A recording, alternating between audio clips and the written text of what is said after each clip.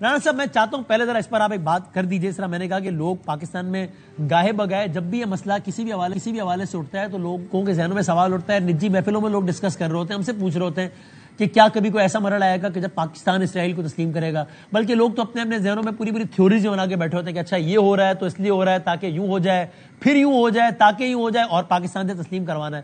ابھی کچھ دیر پہلے کی خبر یہ ہے کہ امریکی صدر نے باقاعدہ ٹویٹ کر کے یہ کہا, کھلے عام یہ کہا کہ بھائی ایران کے ہم نے اثاثے جو ہے وہ نیوکلیر وہ تو سارے نیست و نابود کر دیے, اب ہمارے لیے بہت اہم ہے کہ مشرق وسطیٰ کے تمام ممالک معاہدہ ابراہم اکارڈ جوائن کر لیں. یعنی کہ امریکی صدر تمام تر مشرق وسطیٰ کے مسلم ممالک سے کہہ رہے ہیں کہ بھائی اسرائیل کو تسلیم کرو اگر مشرق وسطیٰ میں امن چاہیے, چونکہ آگے وہ لکھ رہے ہیں this will ensure peace in Middle East. تو ظاہر وہ ایران اور وہ سب تو ایک لمبی بات ہو جائے گی. میرا آپ سے سوال بڑا اسٹریٹ ہے, ریاست پاکستان, حکومت پاکستان اس حوالے سے دو ٹوک اپنے عزم میں کلیئر ہے کہ کچھ کم واٹ میں یہ اسرائیل کو تسلیم کرنا, یہ کوئی یعنی یہ ماضی مستقبل قریب مستقبل بعید کچھ بھی ہو جائے اس کے بارے میں سوچنا بھی ناممکن ہے, ایسا ہی ہے؟ دیکھیں بادامی صاحب, جو فلسطین کے عوام نے, غزہ کے باسیوں نے جتنی قربانی دی ہے اور جو ظلم ان کے اوپر ہوا ہے, ہو رہا ہے ابھی کی جو ہے وہ اور ہو رہا ہے, اس ظلم کی معلوم تاریخ میں مثال نہیں ملتی. جی ایسا ہی ہے. اور اگر تاریخ میں کچھ قوموں پہ ظلم ہوئے بھی ہیں تو اس طرح سے ریزسٹ کسی نے نہیں کیا, اس طرح سے مقابلہ کسی نے نہیں کیا. حماس دیکھ لیں آپ, حماس آج بھی اتنے ظلم کے بعد آج بھی جو ہے وہ اپنے موقف کے اوپر ڈٹے کھڑے ہیں. اور پوری دنیا بشمول پاکستان سوائے اخلاقی اور سفارتی مدد کے اور کسی نے کیا کیا ہے ان کے لیے؟ سچ تو یہی ہے, بالکل سیدھی بات کرنی چاہیے نا. سچ تو یہی ہے, سچ تو یہ ہے کہ کسی نے کیا کیا ہے ان کے لیے. آج بھی آج اس وقت جو ظلم ہو رہا ہے بھوکے اور یعنی خوراک کی کمی سے مرتے بچے دیکھ کے تو دنیا کیا کر رہی ہے. اور وہ کھانا لینے کے لیے جمع ہوتے ہیں اور وہاں پر ان کو مارا جاتا ہے, آٹا لینے کے لیے جمع ہوتے ہیں وہاں پہ میزائل آگے کرتا ہے. اور ایسا ایک واقعہ نہیں ہوا, ایسے 5 نہیں, ایسے سینکڑوں واقعات ہوئے.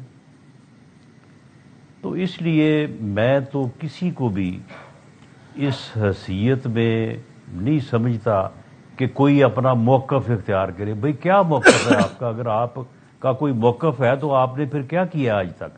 میں سمجھتا ہوں کہ پاکستان کو فلسطینیوں کے موقف کے ساتھ کھڑا ہونا چاہیے.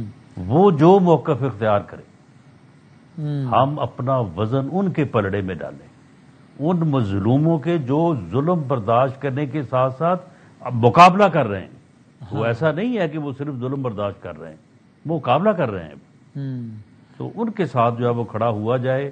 اور پورے عالم اسلام کو, پورا عالم اسلام اور تو کچھ نہیں کر سکا, لیکن کم از کم پورے عالم اسلام کو اپنے موقف اختیار کرنے اور اپنے جو ہے وہ بات کرنے کے, انہیں اپنا وزن جو ہے وہ فلسطین کے عوام کے پلڑے میں ڈالنا چاہیے.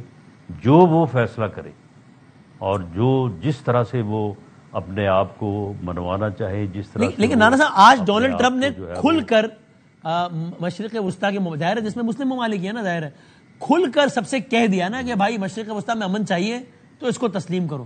اب اگر یہ وہ انہوں نے جو فیصلہ کرنا ہے وہ تو وہ جانے, اگر یہ فرمائشی پروگرام پھیلتا مشرق وسطیٰ تک تو آ گیا ہے, تو اگر ہماری تک بھی آ گیا تو ایک آکورڈ سچویشن میں تو نہیں آ جائے گا.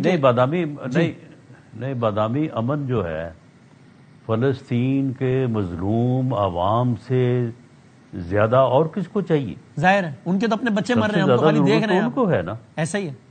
ہاں دیکھ رہے ہیں. تو پھر بس جو ان کا موقف ہے ان کے پلڑے میں جو ہے وہ وزن ڈالا جائے, ان کے ساتھ کھڑا ہوا جائے. جو ان کا موقف ہے اس موقف کے ساتھ عالم اسلام کو کھڑا ہونا چاہیے. سو اسرائیل کو تسلیم کرنے کا سوچنا بھی ناممکن ہے, یہ کہنا ٹھیک ہے نا اگر میں آپ سے گورنمنٹ کے نمائندے کے حیثیت سے پوچھوں تو؟ جی بالکل, اس میں کوئی شک نہیں ہے. یہ ظلم کون کر رہا ہے؟ اسرائیل ہی کر رہا ہے. ظاہر ہے. ٹھیک ہے, چلیں اب اس میں اور آئی ہوپ کہ یہ صورتحال بہتر ہو. تو عجیب و غریب واقعی ایک صورتحال ہے. اب ذرا آتے ہیں رانا صاحب آگے بڑھتے ہوئے ذرا یہ